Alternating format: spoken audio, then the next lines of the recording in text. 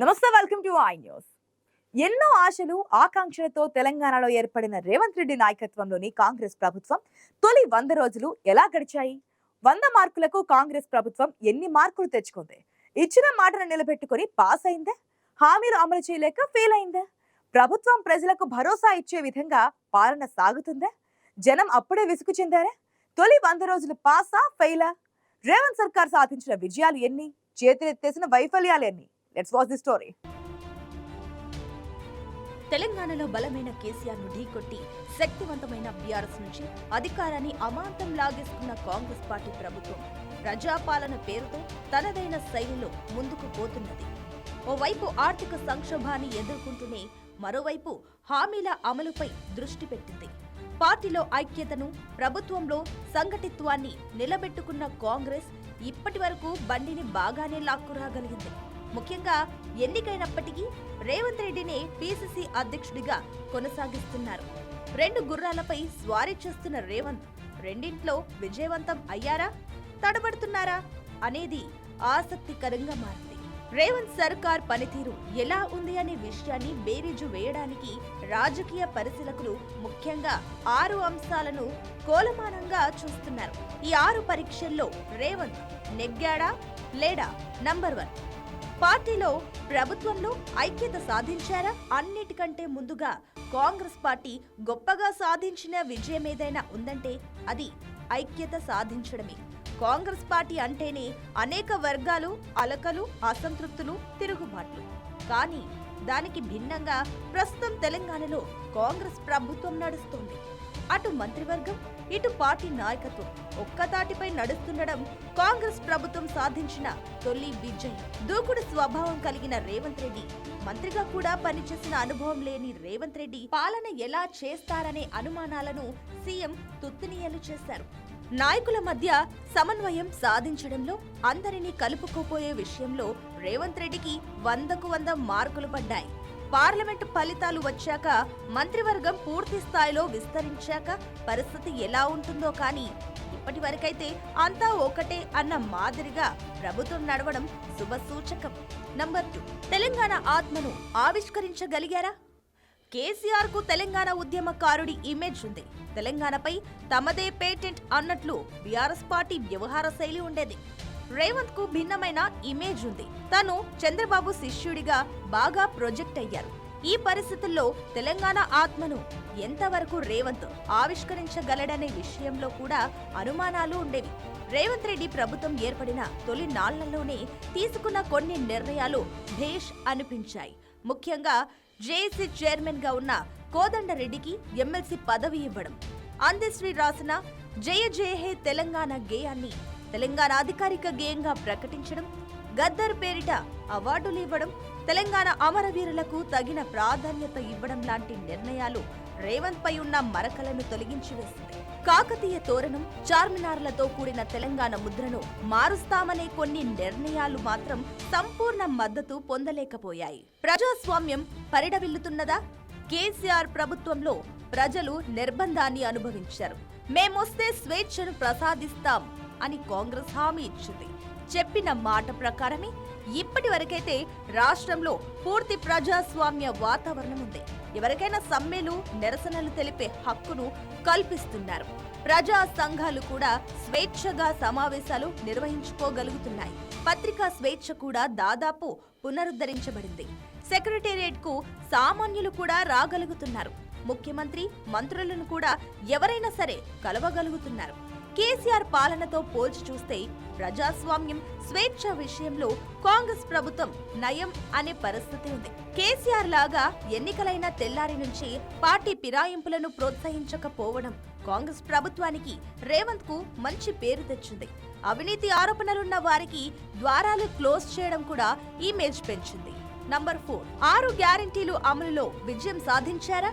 రేవంత్ రెడ్డి ప్రభుత్వానికి అతిపెద్ద సవాల్ 6 గ్యారెంటీల అమలు. ప్రభుత్వం ఏర్పడిన మొదటి 100 రోజుల్లోనే 6 గ్యారెంటీలు అమలు చేస్తామని కాంగ్రెస్ పార్టీ హామీ ఇచ్చింది. 2023 డిసెంబర్ 9 నాడే 2 లక్షల రూపాయల వరకు రైతు రుణమాఫీ చేస్తామని కూడా హామీ ఇచ్చింది. ఈ హామీల విషయంలో మాత్రం రేవంత్ రెడ్డి ప్రభుత్వం తడబడుతున్నది. 6 గ్యారెంటీల కింద మొత్తం 13 పథకాలను కాంగ్రెస్ పార్టీ హామీ ఇచ్చింది. ఏ పథకం కావాలో చెప్పండి అని ప్రజాపాలన గ్రామ సభలు పెట్టి మరీ ప్రభుత్వం దరఖాస్తులను ఆహ్వానించింది. 1 కోటికి పైగా వచ్చిన దరఖాస్తులను వడబోసి 6 గ్యారెంటీల అమలుకు ప్రభుత్వం ప్రయత్నం చేస్తున్నది. మహాలక్ష్మి గ్యారెంటీ కింద మొత్తం 4 పథకాలను అమలు చేస్తామని హామీ ఇచ్చింది. అందులో మొదటి హామీ ప్రతి పేద మహిళకు నెలకు 2,500 రూపాయల చొప్పున ఆర్థిక సాయం. ఈ హామీని కాంగ్రెస్ ప్రభుత్వం నిలబెట్టుకోలేదు. బడ్జెట్లో కూడా నిధులు కేటాయించలేదు. దీంతో ఈ పథకం అమలు చేస్తారా లేదా అనే విషయంలో అనుమానాలున్నాయి. ఈ పథకం అమలు చేయకపోతే భవిష్యత్తులో మహిళల నుంచి తీవ్ర వ్యతిరేకత వచ్చే అవకాశం ఉన్నది. మహాలక్ష్మి గ్యారెంటీలోని మిగతా పథకాలైన మహిళలకు ఉచిత బస్సు ప్రయాణం, 500 రూపాయలకి గ్యాస్ సిలిండర్ లాంటి పథకాలను అమలు చేయడం ప్రారంభించారు. ఇది మహిళలకు ఎంతో సంతోషాన్ని, సంతృప్తిని కలిగిస్తున్నది. రైతు భరోసా గ్యారెంటీ కింద కూడా 4 హామీలను కాంగ్రెస్ పార్టీ ఇచ్చింది. బీఆర్ఎస్ ప్రభుత్వం రైతు బంధు పథకం కింద ఎకరానికి 10,000 రూపాయలు ఇచ్చేది. ఆ సహాయాన్ని ఎకరానికి 15,000 చేస్తామని హామీ ఇచ్చారు. కానీ నేటి వరకు అమలు చేయలేదు. భవిష్యత్తులో చేస్తారన్న నమ్మకము మాత్రం రైతులకు ఉంది. అయితే ఈ సహాయం రైతులందరికీ ఇస్తారా? పరిమితులు విధిస్తారా? అలా విధిస్తే ఎన్ని ఎకరాలకు ఇస్తారు అనే విషయాలపై స్పష్టత రావాల్సి ఉంది. కౌలు రైతులకు కూడా రైతు భరోసా కింద సాయం అందిస్తామన్న హామీ నేటి వరకు అమలు కాలేదు. వ్యవసాయ కూలీలకు 12,000 సాయం చేస్తామనే హామీకి కూడా ఇప్పటి వరకు విధి విధానాలు ఖరారు కాలేదు. వరి ధాన్యానికి క్వింటాకు 500 బోనస్ ఇస్తామనే హామీని రబీ పంటలకు అమలు చేయలేదు. డిసెంబర్ 9 నాడే 2 లక్షల రూపాయల వరకు రుణమాఫీ చేస్తామనే హామీ నేటి వరకైతే అమలు కాలేదు. కానీ రుణమాఫీకి సంబంధించిన రోడ్ మ్యాప్ తయారీలో ప్రభుత్వం ఉన్నది. రుణమాఫీ చేసి తీరాలని పట్టుదలతోనే కాంగ్రెస్ ప్రభుత్వం ఉంది. చెప్పిన పథకాలను కాస్త ఆలస్యమైనా సరే అమలు చేస్తారనే నమ్మకమైతే రైతుల్లో ఉంది. రైతులకు ఇచ్చిన హామీల విషయంలో మాట తప్పితే మాత్రం కాంగ్రెస్ ప్రభుత్వానికి అది ఆత్మహత్య సదృశ్యమే అవుతుంది. గృహజ్యోతి కింద 200 యూనిట్ల వరకు ఉచిత విద్యుత్తు అందించే పథకం అమల్లోకి రావడం పేద వర్గాలకు ఆనందాన్ని ఇస్తుంది. ఇందిరమ్మ ఇళ్ల పథకంలో భాగంగా తొలి విడతలో నియోజకవర్గానికి 3,500 ఇండ్ల చొప్పున మంజూరు చేసి ఇచ్చిన మాట నిలబెట్టుకున్నారు. ఉద్యమకారులకు 250 గజాల స్థలమిచ్చి ఇండ్లు మంజూరు చేస్తామని హామీ అమలు కావాల్సి ఉంది. విద్యార్థులకు 5 లక్షల రూపాయల విలువైన విద్యా భరోసా కార్డు ఇస్తామని చెప్పారు. దాంతోపాటు మండలానికో రెసిడెన్షియల్ స్కూల్ హామీ కూడా ఉంది. ఈ 2 హామీలను వచ్చే విద్యా సంవత్సరం నుంచి అమలు చేస్తామని ప్రభుత్వం ప్రకటించింది. వచ్చే జూన్లో ఈ పథకాలు అమలవుతాయా లేదా చూడాలి. బీఆర్ఎస్ ప్రభుత్వం ఆసరా పెన్షన్ల కింద 3,016 రూపాయలు ఇచ్చేది. కాంగ్రెస్ ప్రభుత్వం వస్తే దాన్ని 4,000 రూపాయలకు పెంచుతామని చెప్పారు. మొదటి 3 నెలల్లో అయితే పెన్షన్ పెంచలేదు. ఏప్రిల్ నుంచి పెంచిన పెన్షన్ ఇస్తారనే ఆశాభావంతో లబ్ధిదారులున్నారు. ఆరోగ్యశ్రీ పథకం పరిమితిని 10 లక్షల రూపాయలకు పెంచడాన్ని పేదలు హర్షిస్తున్నారు. కేసీఆర్ ప్రభుత్వం ఉద్యోగ నియామకాలు చేయడంలో విఫలం అయ్యిందన్న విమర్శ ఉండేది. తాము వస్తే మొదటి ఏడాదే 2 లక్షల ఉద్యోగాల భర్తీకి శ్రీకారం చుడతామని హామీ ఇచ్చింది. దానికి తగ్గట్టుగానే మెగా డిఎస్సి నోటిఫికేషన్ ఇవ్వడంతో పాటు పబ్లిక్ సర్వీస్ కమిషన్ ద్వారా కూడా వేలాది ఉద్యోగాల భర్తీకి శ్రీకారం చుట్టింది. ఇది నిరుద్యోగులకు సంతోషం కలిగిస్తున్నది. అయితే నెలకు 4,000 నిరుద్యోగ భృతి ఇస్తామనే హామీని మాత్రం కాంగ్రెస్ పార్టీ అమలు చేసే ఉద్దేశంలో లేనట్లు తెలుస్తున్నది. నంబర్ 5, రాజకీయంగా బలపడిందా? అటు బీఆర్ఎస్ ఇటు బీజేపీ నుంచి ఎదురైన గట్టి సవాల్ తట్టుకుని కాంగ్రెస్ ప్రభుత్వం ఏర్పడింది. కానీ మ్యాజిక్ ఫిగర్ కు కేవలం 4 సీట్లే ఎక్కువ వచ్చాయి. బీఆర్ఎస్ కన్నా 2% కన్నా తక్కువ ఓట్లే ఎక్కువ వచ్చాయి. దీంతో ప్రభుత్వంలోకి వచ్చాక కాంగ్రెస్ బలపడుతుందా బలహీనపడుతుందా అనేది ఆసక్తికరంగా మారింది. అయితే రేవంత్ నాయకత్వ పటిమతో పాటు కాంగ్రెస్ సీనియర్ల సంయమానం కూడా పార్టీకి ప్రభుత్వానికి బాగా అక్కరకు వస్తున్నది. బీఆర్ఎస్ పార్టీని బలంగా దెబ్బతీయగలిగింది. పార్లమెంట్ ఎన్నికలు నాటికి రాష్ట్రంలో బీఆర్ఎస్ ను నామమాత్రపు పార్టీ స్థాయికి తీసుకురాగలగడం గొప్ప విజయమే. అనేక మంది సీనియర్ లీడర్లు, సిట్టింగు ప్రజా ప్రతినిధులు బీఆర్ఎస్ నుంచి బయటకు వస్తున్నారు. పార్లమెంటుకు పోటీ చేయడానికి సిట్టింగులు సీనియర్లు జడుసుకుంటున్నారు. స్వయంగా కేసీఆర్ బిడ్డ కవితే పోటీకి దూరంగా ఉండాల్సి వచ్చింది. ఈ పరిణామాలను గమనిస్తే అసెంబ్లీ ఎన్నికలతో పోలిస్తే పార్లమెంటు ఎన్నికలు వచ్చేసరికి రాష్ట్రంలో కాంగ్రెస్ బాగా బలపడింది. అయితే బీఆర్ఎస్ బలహీనపడినప్పటికీ దాని స్థానంలో బీజేపీ రాష్ట్రంలో బలమైన శక్తిగా మారే సూచనలు కనిపిస్తున్నాయి.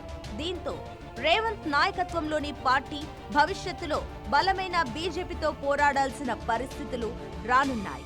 నంబర్ 6, అవినీతిపై పోరు విషయంలో చిత్తశుద్ధి. కేసీఆర్ నాయకత్వంలోని బీఆర్ఎస్ ప్రభుత్వం అనేక విషయాల్లో అవినీతికి పాల్పడిందని, తాము అధికారంలోకి వస్తే ఆ లెక్కంతా తేలుస్తామని కాంగ్రెస్ ప్రకటించింది. అన్న మాట ప్రకారమే బీఆర్ఎస్ పాలనలో జరిగిన అవినీతిపై విచారణలు జరుపుతున్నది. ముఖ్యంగా కాళేశ్వరం ప్రాజెక్టు, విద్యుత్ కొనుగోళ్లు, హెచ్ఎండిఏ అనుమతులు, ఓఆర్ఆర్ రిలీజు, ధరణి అవకతవకలు తదితర అంశాల్లో లోతైన విచారణ జరుగుతున్నది. ప్రభుత్వంలోకి వచ్చి రాగానే రాజకీయ ప్రత్యర్థులపై కక్ష సాధింపు చర్యలకు పాల్పడుతున్నారని అపవాదు రాకుండా న్యాయ విచారణలపై మొగ్గు చూపి తెలివైన పనిచేసింది కాంగ్రెస్ ప్రభుత్వం. అన్ని అంశాలపై ప్రాథమిక విచారణ జరిపి ఖచ్చితమైన ఆధారాలు లభించే వరకు కేసులు, అరెస్టుల వరకు పోవద్దని నిర్ణయించడం పరిపక్వత కలిగిన రాజకీయంగా చెబుతున్నారు. మొత్తంగా కాంగ్రెస్ పార్టీ మొదటి 100 రోజులపై 6 విషయాల్లో మెరుగైన ఫలితాలనే సాధించింది. భవిష్యత్తులో ఎదురయ్యే పరిస్థితులు, అందుకు ప్రభుత్వం స్పందించే తీరును బట్టి ప్రజల అభిప్రాయాలు ఎప్పటికప్పుడు మారే అవకాశమూ లేకపోలేదు.